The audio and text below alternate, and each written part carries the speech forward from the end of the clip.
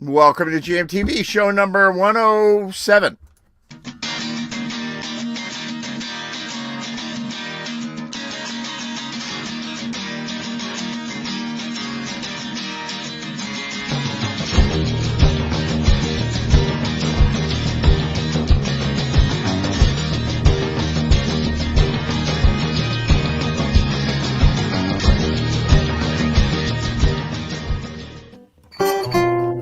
Oh my God, JMTV audience, how you guys doing? And here is, with no further ado, my friend Bill Nolan and Will Baird. There they are. Hey. How many people are in the audience right now? Right, kids? seven. Seven. Magnificent, seven. Okay, now that's seven on Facebook, but then there's other YouTubers that join. That is correct. And there are others that see it on JMTV's page. That's just on my Facebook feed. And then But TikTok, Instagram, and I'm just And Pornhub, yeah. Pornhub, yeah, we're That's one of soaring our on biggest, Pornhub. I prefer X videos, frankly. yeah. Pornhub just, I don't know. The lighting's not as good. Right, type into Google Jam TV nude, and you'll get like a completely different version of the show. Horrifying There was show, a yeah. guy. Horrifying. You really don't want. You're gonna wish you had younger performers than yeah. There's a guy a guy named Frank Izzo who lives in Rowayton. Yeah. And he was in advertising here in Fairfield County. I knew him a little bit. I didn't work out here as much as I did in New York, but I knew him a little bit. Every April Fool's Day, he writes this article that runs in, I don't know what the magazine is, but it's some Fairfield County, like little magazine thing. And I am, as we all know, the beach director of Rowayton. I am the Bailey Beach director. Ooh. Yes. Wrecked. Wow. And he writes this Powerful article guy. this year. His article was about the establishment of a nude beach on Bailey Beach in Rowayton. And I literally, I'm the guy who hands out the beach cards, like I'm You're the director of that now. Well, this person actually who will be nameless, I suppose, she asked me, she goes like, when did that happen? And like, how the hell did that happen? And it's just like that. Like Rowayton Beach is maybe, I don't think it's 100 yards wide. It's like 75 yards or something, and it's just like the idea that there would be a nude section. Yeah, that would be kind of hard to hide. Yeah, No pun intended. It's gonna be like Will Baird, ladies and gentlemen. it's gonna be 1 foot wide, right? Yeah. Hey, Which don't rules- you have a rim shot queued up? Doesn't your that's team right. there have a rim shot queued up? I'll get that on my Exactly. looper. On my looper. Rim shot and like a car horn and like a The nude beach. Yeah, my first day of my motorcycle trip, when I went out on my motorcycle trip, I camped at Sandy Hook, New Jersey. And they have a nude beach there. And so I put it out there on Facebook. I'm like, who thinks I should go to the nude beach? And everybody, you got to go to the nude beach and you have to film it. So there is a film of me at the nude beach running into the water that no one has ever and will ever see. Well, let's see about that. You did mention the name Will in that sentence. I will. Oh yeah, no one is gonna see that. That's me at the, and I set up the camera like very discreetly because they don't want you filming on the nude beach. So I'm filming on the non-nude section of the beach, where nobody was there. So I ran out into the thing. Yeah. That's Yikes. that's just never been my desire. And as George Costanza once said, there was shrinkage. Yeah, that's right. Yeah, there's Yeah. too much of a risk of The worst shrinkage. thing about a nude beach, because my father had a house in the south of France, and they have nude beaches in the south of France, and certainly topless beaches, and so the worst thing about it is it's all fat German tourists. It's not what you think it's. You're like, oh, it's going to be movie stars. Yeah. And like, there's Nicole Kidman. No, it's not Nicole Kidman. In general, in the world of porn, which I know, Will, you come out of that world. Oh, yeah, thank you. Yeah, that's how I got to I my dabbled nickname, in it. Willie. Yeah, Big Willie. Yeah, But you don't get into that world unless your architecture is impressive. You don't see like normal guys in that. Yeah, it's kind of like Yeah, you have to live in a nice home. That's for sure. yeah. So I always expected those would be the people that would go to a nude beach where they're just sort of like Go ahead, try to shrink it. Yeah, no, that's not who's at the nude beach. It's big, fat German tourists, And you know what? It's better. It's better because otherwise they're wearing Speedos, right? And that's worse. That could be even worse. Yeah, I'd rather see a big. Yeah, I'd rather see it. Like, holy. Well, there does exist somewhere pictures of me in a Speedo because I came from like a swimming background, and it wasn't. It was like something that I was familiar with, but I kept wearing them way too long. Like it was just like, oh my God, what the fuck was I thinking? Yeah, me at 32. That's what they do in Europe. That's what they do. They don't wear, like what we do here. We wear like our shorts are shorter. We play tennis in less stuff than we go to the beach. Yeah. Oh my God. All right, Bill Nolan, do a tune. Save us from ourselves, please. Okay.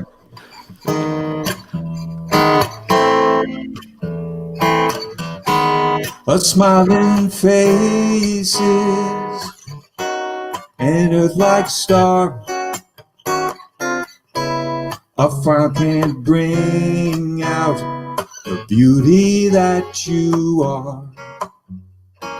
Love within, you'll begin smiling. There's brighter days ahead.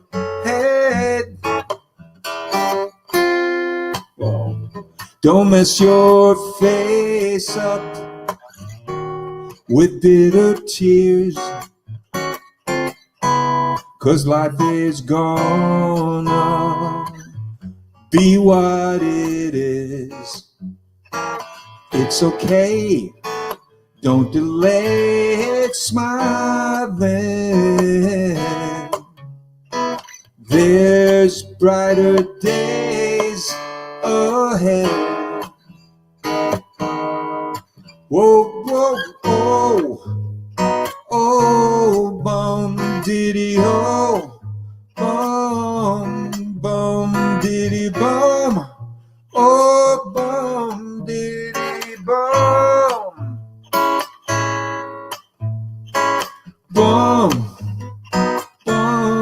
bum diddy bum, oh, bum diddy bum.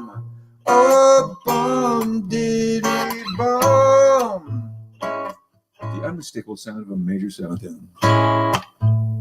So it's this. The main smiling face you don't have to see, 'cause it's as joyful as a Christmas tree. Love within, you'll begin smiling. There's brighter days ahead.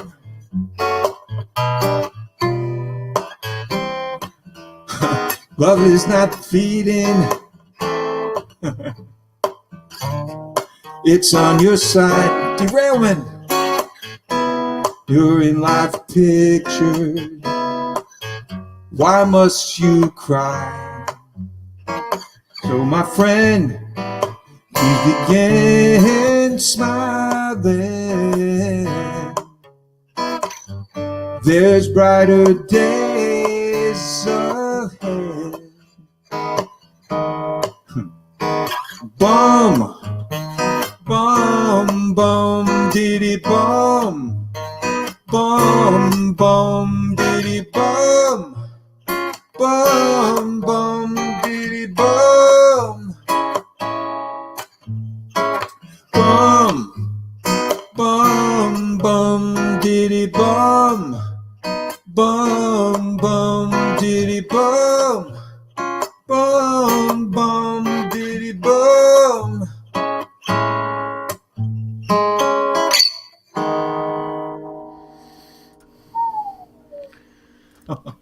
Yeehaw! Bum diddy. An appropriate tune after our nude beach conversation. That's Diddy correct. bum, Yes, a ditty about bums. There you go. And it could be Diddy or is it Titty? Who knows? But Exactly. That's a cool tune. That it was is, yeah. it was very sharp in the practice. I can only tell you that. It was nice to see you at the Horseshoe Live the other night. You went Monday night and played live, and I happened to be in the neighborhood. I had it was awesome, and it was a fun night because it wasn't like there wasn't anybody there, but the people who were there weren't talking as much as they often do at the Horseshoe, because the Horseshoe can be friggin' loud, and I don't know if the fact that Billy Foster wasn't there yet has anything to do with that. Yeah, exactly. There's a possibility that has something to do with it. See, I don't come out that much, and so when people see me out, they corner me, and they're like, "Hey, Ed! Oh my God, I've got several years of comments that I want to make to you in person," and I'm like, "I'm trying to watch Bill Noman. I came here to not talk to you." But it was very nice, because when it's that quiet, you really hear yourself, and you also. The sound system sounded really good there. Like it sounded good, and I guess it sounded good because you could hear it. Maybe it always sounds good. I don't know, but I could hear it. No, Bradley upgraded the system a couple years ago, like just as the pandemic was hitting. He got rid of those god awful speakers and put in some really. I think a bunch of people chipped in. I want to say John LaCava had something to do with it. Like all of a sudden there was these amazing Yamahas and a new board and all that. And amazing, yeah. So I was driving somebody to Newark today, and then when I was coming, I passed that place, that sort of thing that's kind of like a Mall of America thing that's right off, it's in the Meadowlands, basically. You mean where IKEA is? No, it's not that far down. It's right next to MetLife Stadium. And okay. And it's this weird thing that for years it just looked like a pile of containers and then these weird shaped buildings, but now it's coming together, and it looks like a giant human hamster cage. It has like the weird tubing things that go outside the box of the building and then go back in. Like, I guess you're sliding on something, you go out, you go back in. There's Ferris wheels, there's all this stuff. And all I know is this thing, it was years in the making, and it probably was completed right as COVID hit, And I just wonder who the hell is going to go to this thing, and is it like the mall in South Norwalk where it seemed like a good idea 10 years ago, right?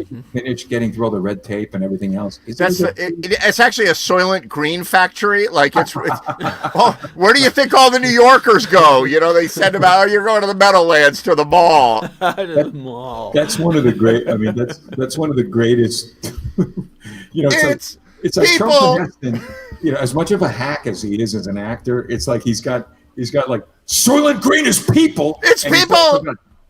You bastards! Like he's looking at the Statue of Liberty, it's like whatever it says. Spoiler for those of you who haven't seen Soylent Green on Hulu or Netflix. Spoiler alert! It's people. I'm sorry. I ruined it for everybody. Because you said amusement parks or whatever. It's like Carousel. Remember that? That was from Logan's Run. Another really bad people get processed into like something. Yeah, with Michael.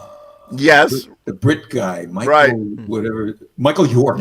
Michael York. Yeah, and and the girl in it, like maybe Jenny Agutter or something like that. Yep. There was like a nude scene in it. That's all I remember, because this was before I discovered X videos, so before that. You know how I discovered X videos? This is a terrible story, right? So it's a terrible story. You wouldn't think so. Oh, good. My generation, right? So my generation discovered, like, all right, there was the occasional like naughty friend like Billy Foster who had a Playboy, right? Like that was like, that's how you discovered it, right? But then just as I was like 13, 14, VHS came out, right? But nobody had it. Like it was like the player was like stupid money, like thousands of dollars, right? And it was like this big. It was this giant player with a toaster slot in the top, right? And it played VHS, right? So I go down to the Bazaar Mall in Mount Kisco, New York, called the Bazaar Mall, right?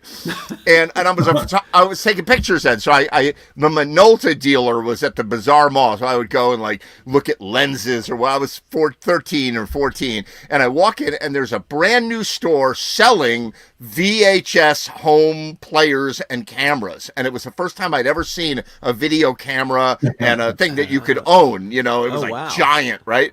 And I walk in the store to like, oh, wow, photography. photography and video. And this amazing. My mind was like, oh, it's going to be so cool. You can make your own films or whatever. I walk in and they're watching Debbie Does Dallas on VHS.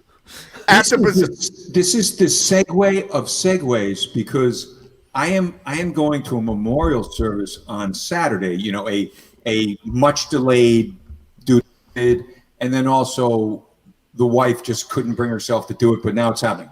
This guy is absolutely one of my best friends. He was my first partner in advertising, my best partner in advertising, and we shared the sense of humor. I mean, it was a joy to go to work. So we worked at a bunch of different places, and we worked at this one place where somebody had a copy of Debbie Does Dallas. You know, so I was telling my wife this last night. They got the copy of this, and my friend and I, all we extracted from it was like that weird like, you know, crunched electric guitar kind of surf meets grunge meets something, like the theme from Debbie Does Dallas. So, you know, it's all like, play it. You know, it's all like that kind of shit. You know, so whenever I would go into the men's room at this agency and I knew that my friend Kevin was there, you know, I would see the feed. I would start with like, bang, dang, dang, and then he would finish the phrase, you know. And the thing about Debbie Does Dallas is like, you know, I'm not getting into a thing of like, is this right, wrong, or whatever, but it's a lot funnier.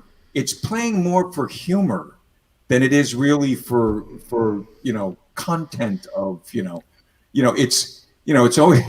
I'm waiting to hear if you get yourself out of this. We got to make a movie around whatever we're doing here, you know. You know, like Debbie goes to this candle store and she goes, "Oh, Mr. Hardwick, I can't do that." You know, it's Hardwick. You know, right. Hey, how many people out here are listening to this and loving this and going like, I can totally relate? 3, maybe 2. Very funny. Oh, so I went to a very conservative boarding school, right? I went to Kent School, very Episcopal, right? The jewel in the crown of the Episcopal Church is Kent School, right?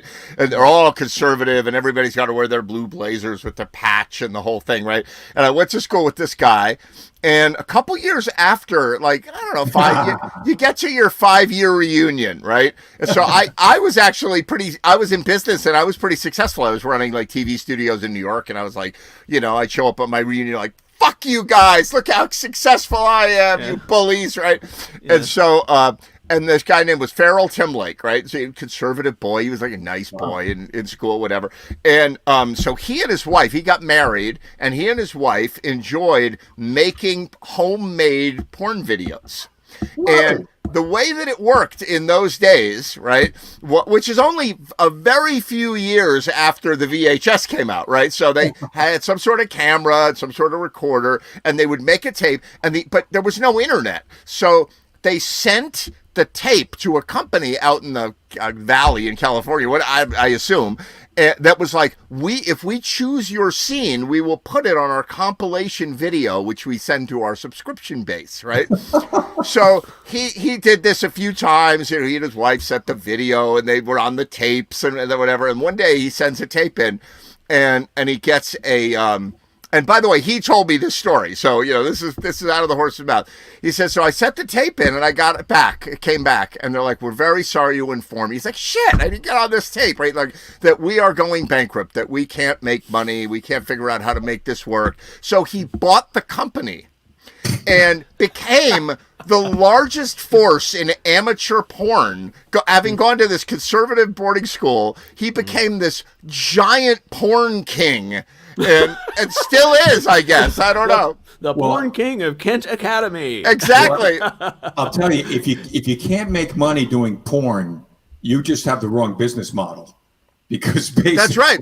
You know, it's a profit machine. You know, that's right. He basically cornered the market. You know, when he bought it up when it was going out of business. I'm trying to think, is that a dirty joke? Not cornering the market, but he did very, very well for himself. So I'm sure he's a big donor to the alumni fund, and they're like, oh, we like him now. Yeah, he's great. He's great. What he does. One of the things I love about the movie Boogie Nights, where at one point, you know, Burt Reynolds, who considers himself, you know, in the movie, an auteur of some point, right. and the artist, financier comes to him and says, "No, we're going to go to tape and we're going to do this." He goes, "No, man, I shoot in film I should, and then it's like clockwise right. forward, and then it's just like, it's all tape and it's all, but it's like, that the historical part of that is pretty interesting, with just like how, just how in general, it's true. Born, but just how in general, things changed from film to tape in many ways. And to the internet, which is like infinite. Which is everywhere. I mean, and all of that, in my book, just leads to the end of the world as we know it. Oh, that's clearly the case. So if it's, as long as that's happening, play another song for us. We'll talk about porn after this. Okay, because I'm balancing what we're saying with what I'm playing. Okay, I see trees of green, red roses too. I see them bloom for me and for you. And I think to myself, what a wonderful world.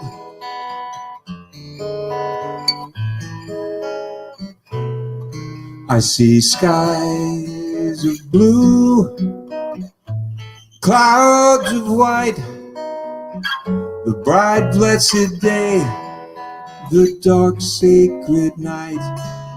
And I think to myself, what a wonderful world.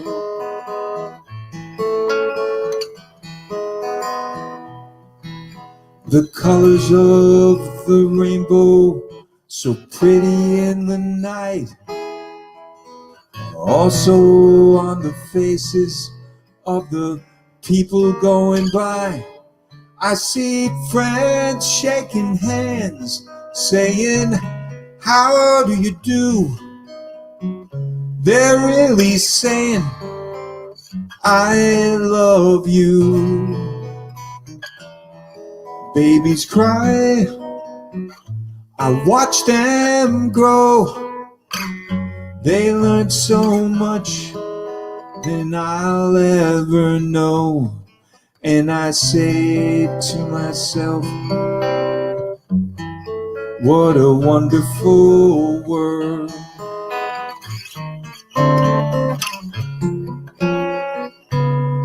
Yes, I say to myself, what a wonderful world.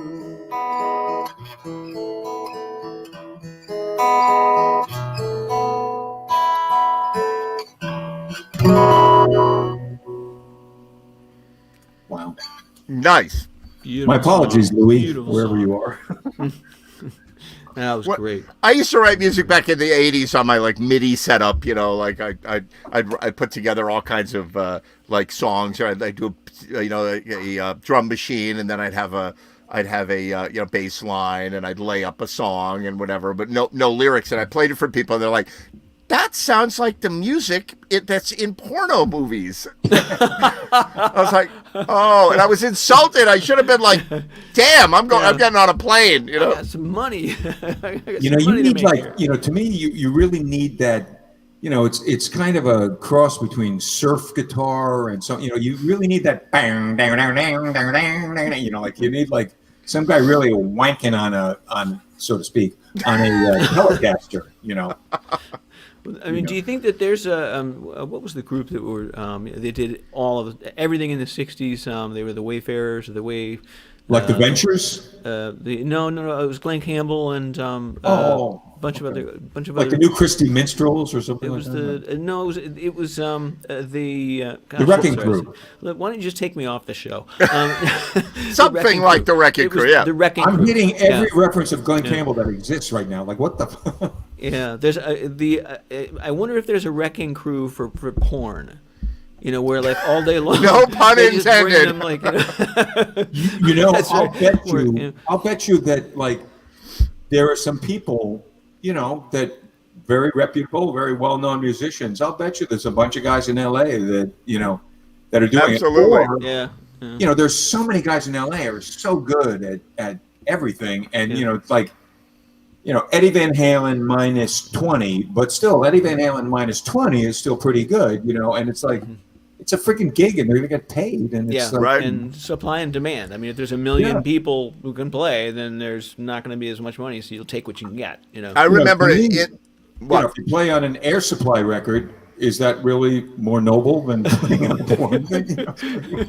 I remember back probably 25 years ago, 30 years ago, when the internet was young, the early days of the internet, and NPR was running. They did like All Things Considered, that show, and they did a news story about this woman who's using the internet to work from home, and she's like, she's like, this housefrau from suburbia, and she's like, I've got 3 kids, and I used to work in marketing, and so I was looking for a business that I could do from my home, and it's like 94. This is like when this was, right? And they're running like public interest story on the internet, and she goes, so I my husband and I collect vintage porn photography from like the 20s and 30s, photographs of ladies and and whatever. And so we put our collection on the internet, and you can subscribe for, I think it was like $25 a month. You could subscribe, and then you can download or look at the pictures on the internet.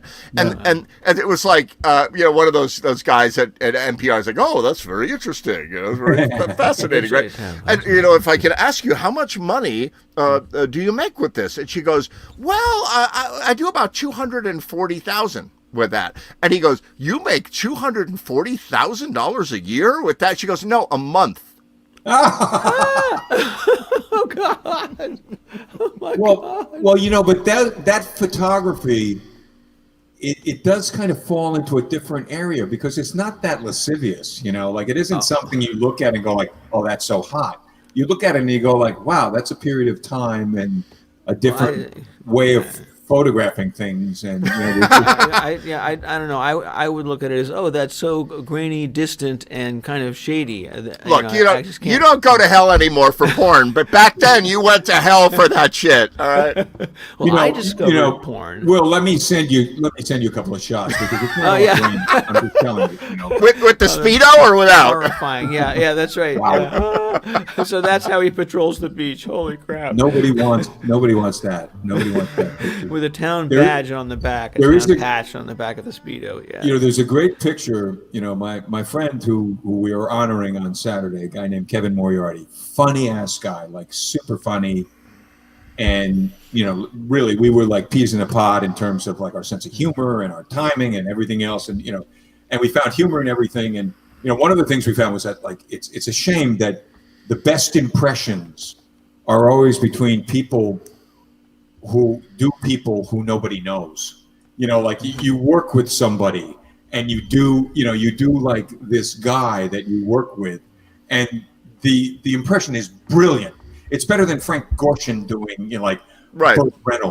Burt Lancaster or something. It's like brilliant, but you cannot do you can never do anything that anybody knows. It's just how about on Saturday Night Live they had Mick Jagger, and I want to say it was Mike Myers, and Mike Myers was doing Mick Jagger, and Mick Jagger right next to him was doing Keith Richards. And he did the best Keith Richards that you can imagine, because you know somebody, then that's what you're doing. Well, there was that famous show where Belushi was doing Joe Cocker while Joe was there, and Joe did not care for it.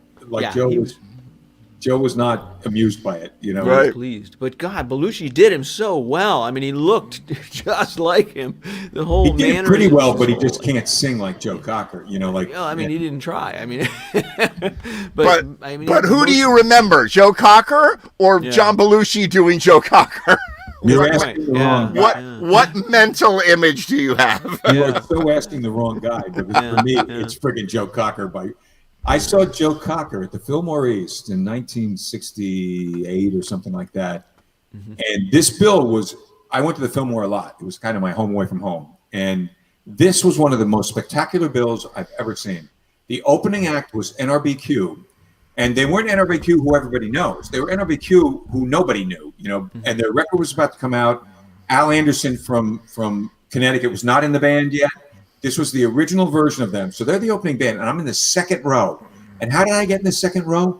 Well, the tickets went on sale at noon, and I got there at quarter of. Because there was no freaking, scalping. There was no internet. There was no. That was. Yeah. I went to the box office 15 minutes early, and that put me in row 2. Right.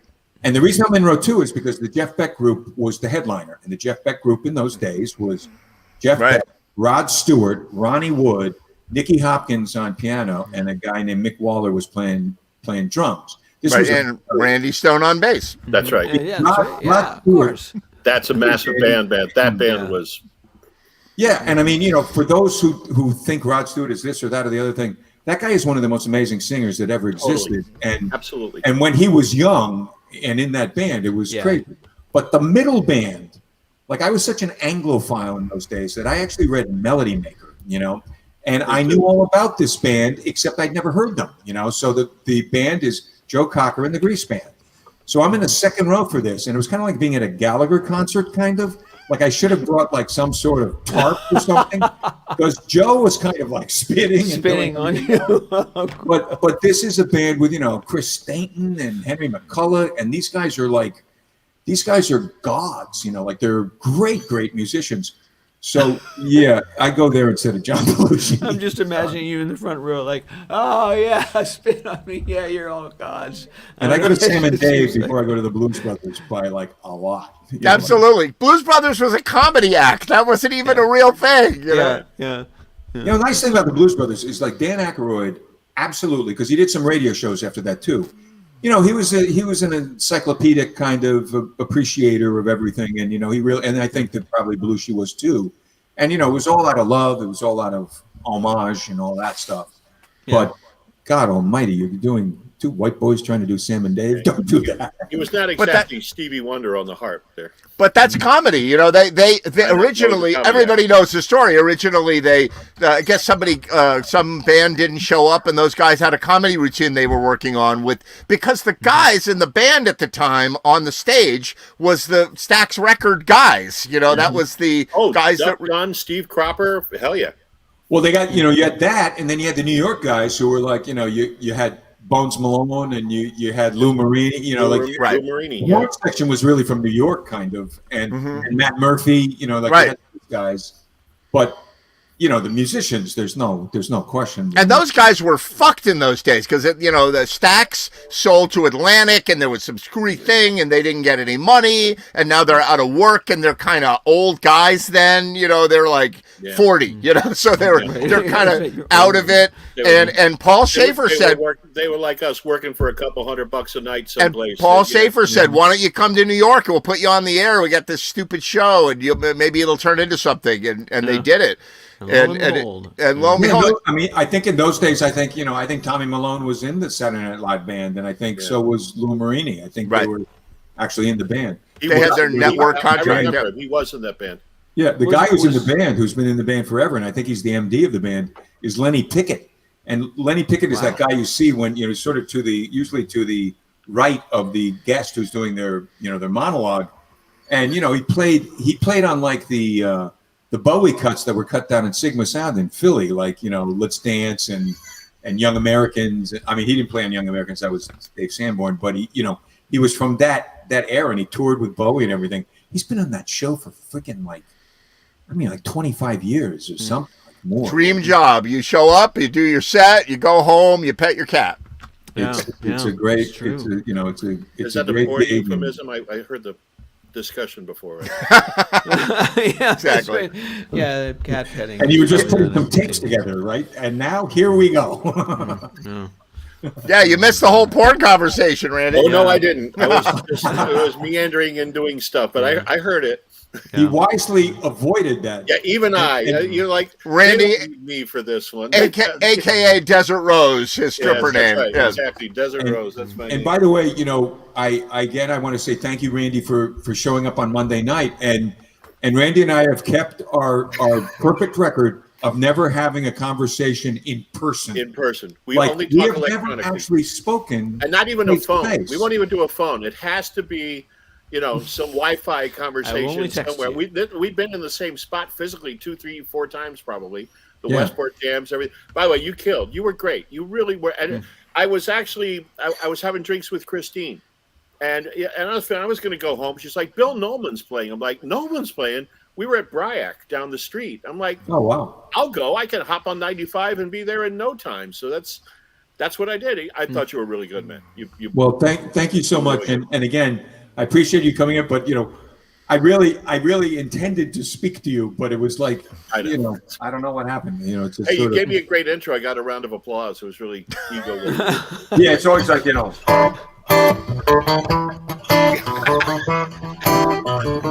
ladies and gentlemen, Randy Stone. Stumbling his way in right in front of the performer. Yeah, right. Yeah, and while you were getting that intro, I was at a rehearsal with Blues Patrol right up the road and doing that song. Oh, really? Can't turn you loose, or close it up. That's how like the end of These Boots Are Made for Walking. Yeah, it was kind of like a bit of twine time. There were a couple of songs. Bill's right on one thing. Quickly, I always have to have a story or two. So Bill was talking about the best imitations or people. I had great work imitations. I had client imitations. I fucked with people, as you would imagine, awfully. My two best stories were I had a business partner who was Indian. His name was Sunil. He went by Sunny, and I knew how he answered his phone. It was always, "Hi, this Sunny. Hi, this Sunny. Hi, this Sunny."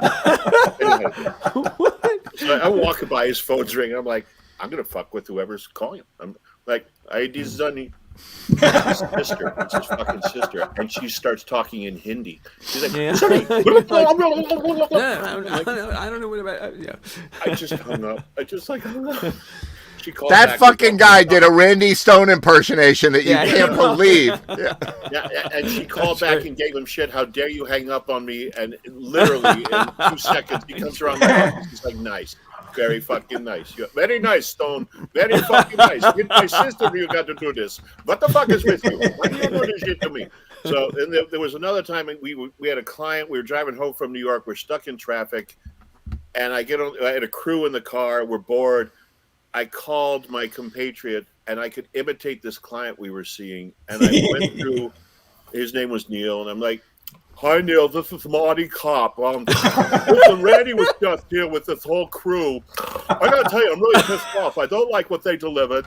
I had him on the phone for like an hour and a half, and I couldn't end it. I was like, fuck. I finally got. It's 7:00 at night. I come into the office, and he comes around. And he's like, "I have to see you." I'm like, "What?" He's like, "Well, how did it go?" I'm like, "Fucking great, man. We hit it down the park." He's like, fucking everything was really awesome. He had a legal pad of notes of everything I had said that went wrong. He didn't talk to me for 2 weeks. That is the good stuff. Yeah. I had like one of those group the swirling world of marketing analytics. Like, yeah, that's right. What's that, Will? Well, if you go deep enough, no one can figure out what you're talking about. No, I had one of those bad situations with texting. I was just thinking of your imitations, and if somebody records it or like passes it along or hears it, you're in deep shit. There was this texting going on about this place that my new home that I'm about to move into, and it goes on all day long. 41 texts about just getting into the place tomorrow to see it. Okay. And I was getting like effing really fed up after, my thing buzzing. And finally that night at 9:00, I send to the realtor a message saying, "Well, you'd think after 3," and they finally said, "Yes, you can see the place at 3:00 on Friday." So I sent her a note and said, "You'd think after 3 effing requests they'd get it right."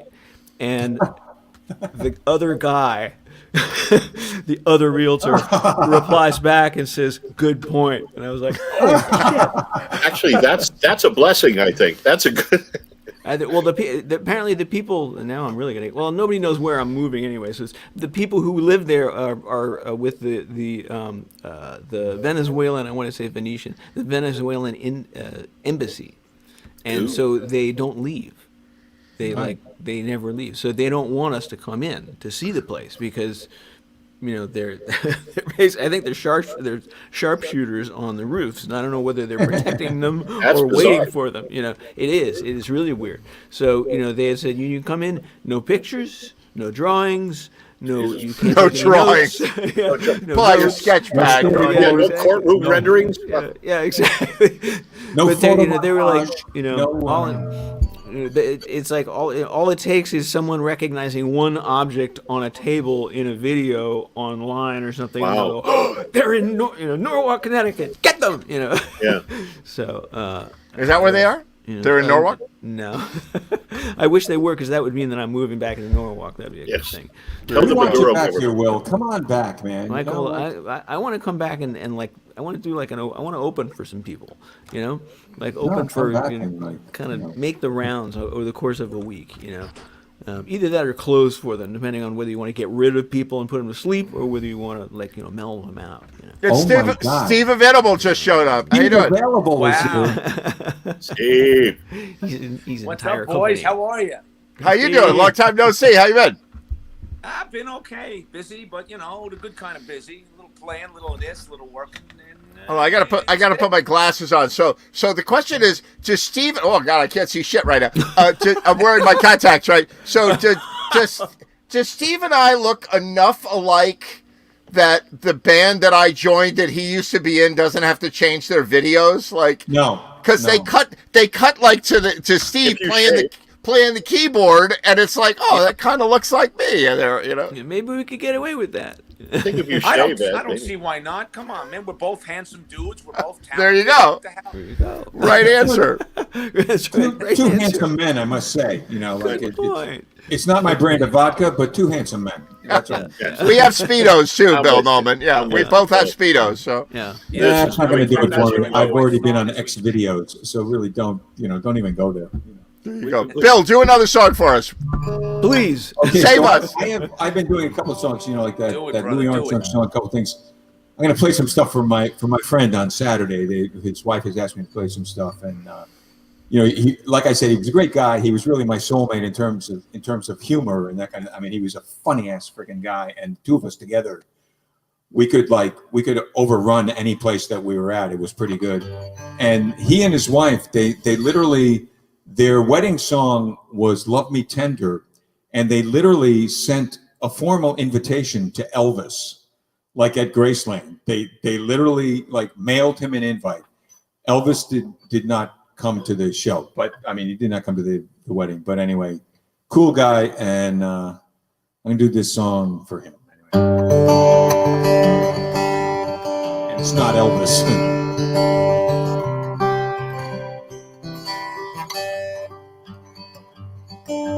Shadows are falling and I'm running out of breath. Keep me in your heart for a while. If you leave me, it doesn't mean I love you any less. Keep me in your heart for a while. When you get up in the morning and you see that crazy sun, keep me in your heart for a while. There's a train leaving nightly called when all is said and done. Keep me in your heart for a while. La, la, la, la, la, la. Keep me in your heart.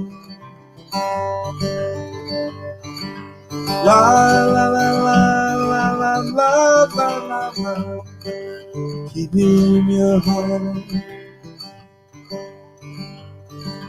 Sometimes when you're doing simple things around the house, maybe you'll think of me and smile. You know I'm tied to you like these buttons on your blouse. Keep me in your heart for a while. Hold me in your thoughts, take me to your dreams. Touch me as I fall into you. When the winter comes, keep the fires lit. I will be right there next to you.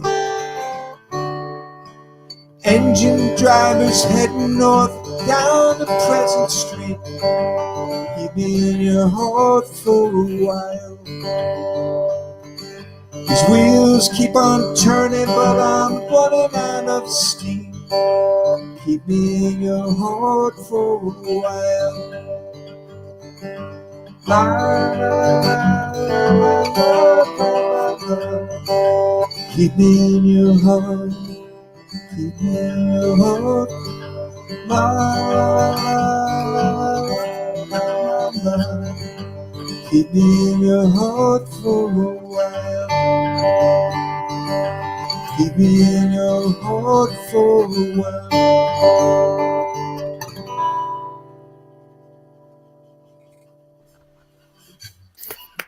Very nice. Yeah, I mean, to say that song is poignant doesn't do it justice. You know, I often think about Warren Zevon and how he confronted not only like a terrible frigging prognostication for his future, from a doctor, but he just had a grace about him. He had like an acceptance about him that to me, I saw the same thing in my sister when she passed away a couple of years ago, and I always wondered myself, like, that's what I aspire to. I would like to be that guy. I don't want to be like Nancy Harding. Why me? Why me? Yeah. Yeah. Oh God, I why? want to be the person that somehow says me, and okay, let's make the best of it. And Warren Zevon did that maybe better than anyone I've ever seen. And he was on Letterman, and he was a great friend of Letterman, and he was on there quite often. And Letterman said, "Is there any wisdom you can impart on us? Is there anything that you can tell us at this moment?" Because the prognostication was already there. It was like he had X amount of time, and he still did a great album while he was doing that. It's a great album, yes. And he just his words of wisdom were very simple. They were just enjoy every sandwich. And to me, I get it, like enjoy every sandwich. Yeah, like enjoy the mundane, enjoy the whatever, enjoy just life, just like enjoy life. And I aspire the bliss of an ordinary day, and doing ordinary stuff in an ordinary day. Yeah. It's all precious and beautiful, and you just hope that acceptance is an interesting thing. Just the acceptance. My sister was funny as shit right to the end, man. We had fun right to the end. Nothing changed in our relationship right to the end, except that when I left her house, I was completely sad. But other than that, it was like she fucking did it, and I'm just like, man, I want to be like that. And Warren Zevon was like that too.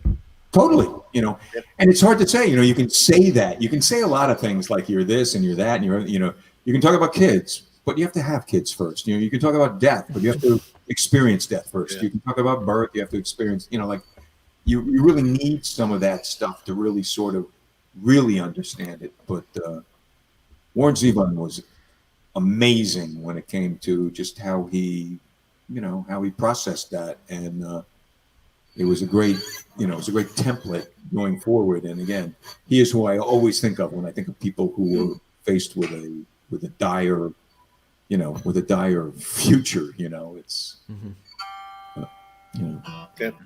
people in those situations who I always think are kind of the unsung angels are not the doctors but the nurses. When somebody's in their final days and you've got even a not so good nurse, you really appreciate the compassion they have and what they're willing to do to help somebody. I just got an email again from Dave Lindsay, who I guess they're doing another nurse thing at Norwalk Hospital. I've done a couple of them already, and I guess maybe it's Nurse Day. I'm not sure. Yeah, you perform in the lobby for all the nurses walking by, nurse, right? Nurse Week. I mean, I've done it twice, and we're still doing it with he said the stipulations are it's masked, and I've done that before. Kind of gives you a little husky thing to your voice. It's not the worst thing in the world. If you screw around, urethane fibers in your throat when you sing. But looking forward to that. You remember when like the nurses were the queens of the universe, and the all the frontline workers. They were like there was such a great feeling for them and great support and all that. And then a bunch of them said they didn't want to get vaccinated, and it was kind of like, Now I'm confused. Now I don't know what's going on. So. Well, and everybody got tired of it too. I mean, everybody got tired of COVID, and like I'm congratulating tired. people and wearing the damn mask, and I don't want anything to do with that crap, So they got completely forgotten, I'm not taking the time to even learn the name of the new variant that apparently is That's sweeping right. the Yeah, nation. yeah. Much like Oh, is there a new variant? there's a new variant, and apparently it's sweeping the nation, just like the twist. Sweeping the nation, just like the Beatles. It's never going to be over. It's never going to stop. It's just going to come and go. But I mean, why doesn't it? I mean, why isn't it like, why isn't it like swine flu or something? Like why doesn't it stop? And then something else comes along. Why is it just keeping going? It's like we lucked out with the swine flu. We lucked out. Yeah. No, this one has an ability to replicate and change and stay alive as long as it finds new hosts. And we can be tired of it, we can hate it, we can gripe and all, but it's going to do what it's going to do. Yeah, it's like hip hop music; it just won't go away. Well, there's I'm an just audience saying. shrinker for you right there. Bill Nolan, do one more for us before you. All right, let's see. What shall I do? What are you going to do? I don't know. This is a Jackson Browne song that has no particular significance to me at all. Warm and lovely mystery, fire smiling through. For this moment, wait away, wanna know you. I've got lightning in my pocket, thunder in my shoes. Have no fear, I've got something here I wanna show you.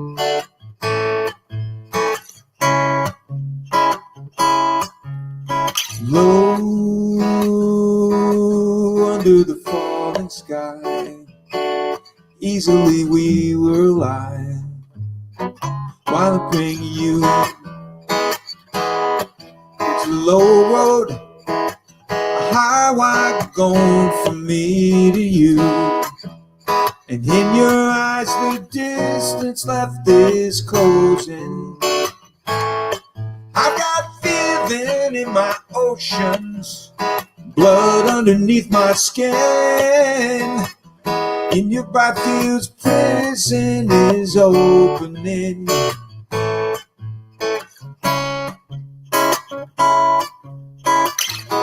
Low under the falling sky, easily we will lie while I bring it to you.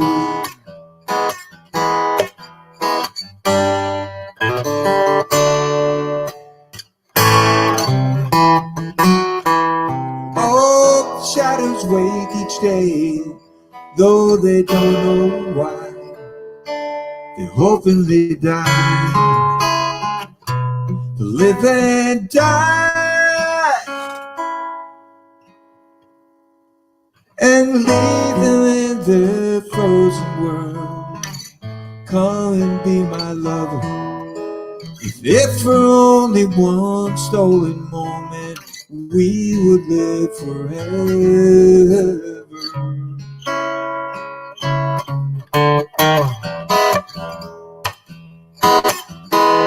Warm and lovely mystery, can you hear the choir? Voices that no longer hold my desire. Whirlwind in your sad history, meet me in the fire. Angels wait to take us higher and higher. Higher and higher, higher and higher, higher and higher, higher and higher, higher and higher, higher and higher.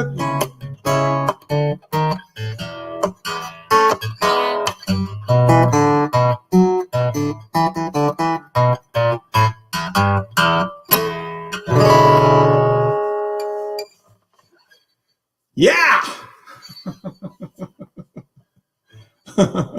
references there. That was cool. Nice passing references.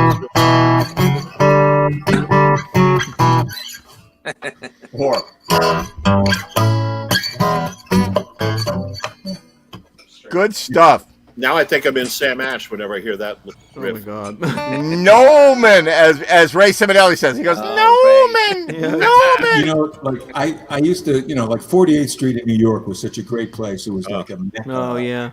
And much, you know, much lamented the thing sort of going away. But what cracked me up, I went in there one time and it wasn't at Sam Ash. It was like or Manny's. Manny's. It wasn't a Manny's. It was Sam Ash. It was across the street. It was like 48th Street Guitars or something else like that. Yeah, We Buy. I went in there, buy guitars, yeah. and it was at the advent of grunge, you know, and I'm sitting there talking to this guy who works there, and I go like, you got to be loving this whole freaking Seattle thing, right? Because there isn't one guy in the whole freaking place that can actually play the instrument. Yeah. You know? They're all just playing, you know, they're not, you know, Kurt Cobain had talent. They're not like, you know, they're just, they're playing shit that you can't, you know. We're moving Squires by the pallet. Yeah. Yeah, right. You know, you Yeah, I would had a friend who prefer a bad version of Stairway to Heaven to that, I think. Yeah, I had a friend who worked at Guitar Center, and he said, you know, it will just suck you dry of all interest in guitar. You know, once you've strung your 100th guitar and heard your 100th idiot play it, you don't ever want to play music again. Just don't go into that. You know? It's like, That's funny. I miss those days of like Manny's and Sam Ash where you're like, the only way you could find out what was new, like you're like, I'm going to go down there and like walk in and they're like, hey, let's show you what's new in here. It was, you know, from Connecticut, it was an event to go there, to get on the train and actually, you know, for me to get there in cab and all that. It was like going to church. I mean, just like, It was. you know, yeah. And then I went to once I'm down there, I'm going to every fucking store on the block. Yeah. And then I remember, I think it was We Buy that had one of Jocko's basses in the window for a while. Actually, they wanted $35,000 for it.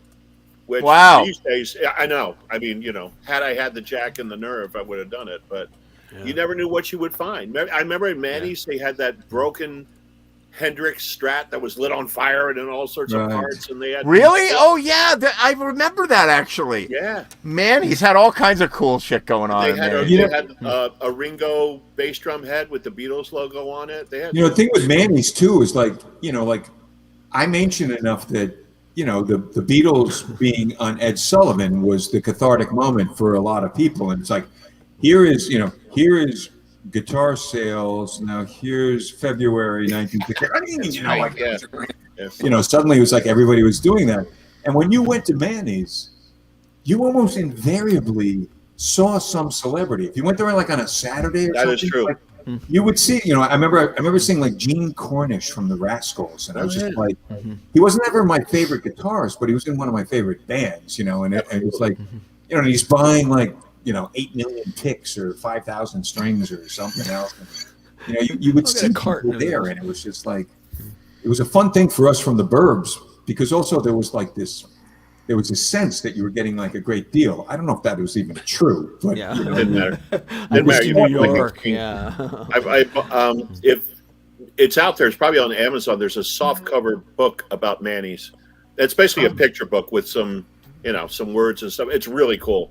I highly recommend it. It's, a matter of fact, it's the perfect bathroom book, if you don't know. Because you can tear it up and use it for paper. That's right. Yeah. But you know, it's everything's like a 5 to 10 minute. Yeah. Okay. Cool. See you tomorrow. Ultra short stories collection.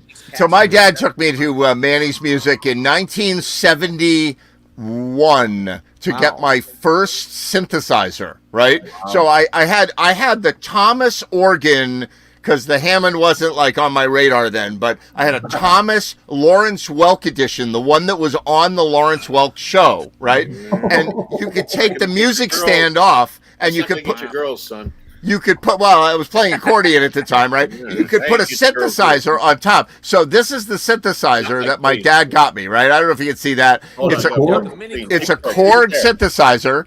Wow. And they're making them again. I got an ad today for this synthesizer, which was a piece of crap. Okay, 1971. you can't afford a Moog synthesizer, which was Moog back then. You bought one of these from Korg, and it was cheap and whatever. They're now going for the remake is going for $2,300. Wow. Wow. Because you can't buy. You want to buy your dream. Like, oh, I want to own that again. I don't know if you have the room for this, but I would absolutely give you this Korg that I have. That like sort of a wide, like a. I'll be right over. Regular keyboard, and it's got like an oscillator, and it's got all this stuff, and it was fabulous. And then I tried to play it the other day because I'm going to sell it or just get rid of it or do something with it. But I would give it to you because somebody gave it. I got it from somebody else who was giving it away, so I don't feel like I need to make money on it. But I would give it to you. You may have to fix it up or something. There may have to be something to it. I know a guy who can do that stuff. I'll come over next week and we'll on Thursday and we'll grab it. I'm such an idiot. It's like I never knew that. Like when you're hearing guys who are like, I never knew that was like an awesome. I always thought it was like, God, the guy's just sitting there going like, And then once I had the thing, I was just like, oh shit, man, I'm suddenly Rick Wakeman. What the hell? How'd that happen? Technology, Korg, huh? All right, I'm gonna come by. We're gonna see what we got. Nice. When it was working, it was nice, but I don't know what the problem is with it. That's cool. I mean, this is what Korg is doing now, right? So this is a Korg, right? This little thing. That's a Korg. Yep. It's a little, and it comes in pieces, and you have to build it. You have to actually make it. That's what Korg is into now. I got a whole bunch of Korg stuff. It's like you do it electronics. This is a Korg. They're selling these for electronic music now. That's a Korg. Well, this thing won't be in pieces unless I fall down the stairs bringing it out to my car. But other than that, it's like But it's cool though, it's like regular. It's not 73, but it's like I don't know what it is. It's how big is it? 73. Maybe that's what it is. It's rather a personal question. Yeah. Is it bigger than a Speedo or smaller than a Speedo? I frankly want a smaller instrument. Mine's too big. Yeah.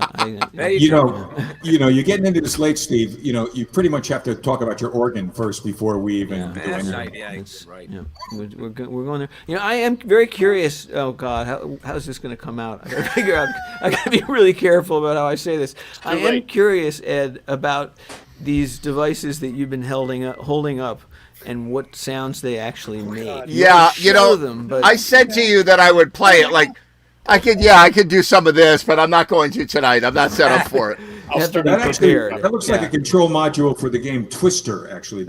Exactly. Yeah, this is actually a 3D printed case that somebody in Eastern Europe makes for the pocket operator, which without a case looks like... It's riveting. Yeah, without it, exactly. Do you use the round wound or the flat wound strings on your bass? James Jamerson don't change his strings. Don't change his strings. And now for a 30-minute set on my little Korg synthesizer. Hey, you never know, Ed. You might get some work out of it. Yeah, I don't know. I can't say who it is, but I just got hired by some really freaking heavy cats to play synthesizer, to play this. Micro synthesizer. To play this weirdo thing. I'll do something on this next week to show you what it is. But I was, what? Just for that, I'm coming to the Horseshoe, and I'm going to play this at the Horseshoe. Like, I'm going to stand there. Like, how much? I'll pull the fire alarm and let's see what happens. It sounds like a fire alarm, basically. Yeah. Oh, that sounds great. But I'm playing this on a record, a jazz record, you're getting paid to play that. I'm getting paid money. You win. Hey, I'll bring the blotter acid. It'll be cash money.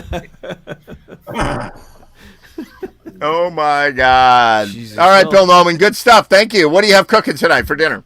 I'm doing like a little broccoli thing. I've got, as usual, like some sort of a rice concoction that goes with it, and of course chicken. That's my thing. Very nice, very nice. Well, good to see you. Hey, good to see you all, and again, Randy, I'm so glad you came by the other night. Oh no, I really enjoyed it. You were great. You really were. Next time we will talk. Kidding aside, sarcasm aside, and all that shit, you were really awesome. I was glad I made it. I was sitting with Randy there by the stage, and he said, God, just what Bill does is just, I don't remember the words he used, but they were all good. Annoying, aggravating, and I'm so jealous of what he can summon up and render. Yeah, my son can do the same thing, just different playlist. But my son does 3-hour sets all by himself with just an acoustic guitar, and I'm jealous of my kid. So. Yeah, Bill is the man of 1,000 songs and chords. That's the second. I have a small carbon footprint. Yeah. No, it's so much, and the crowd was digging it, and you had a decent crowd for a Monday night there, and that was cool. Right.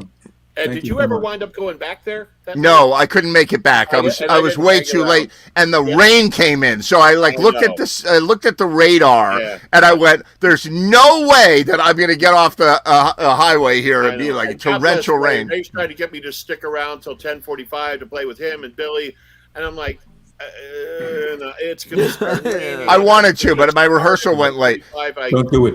I did the classic. I'm going to go to the men's room, and then I took the long way around, and I left on the side door because I'm so easily missed. Right, that's right. Yeah. And I just Ed, do you go back to Pennsylvania like that night?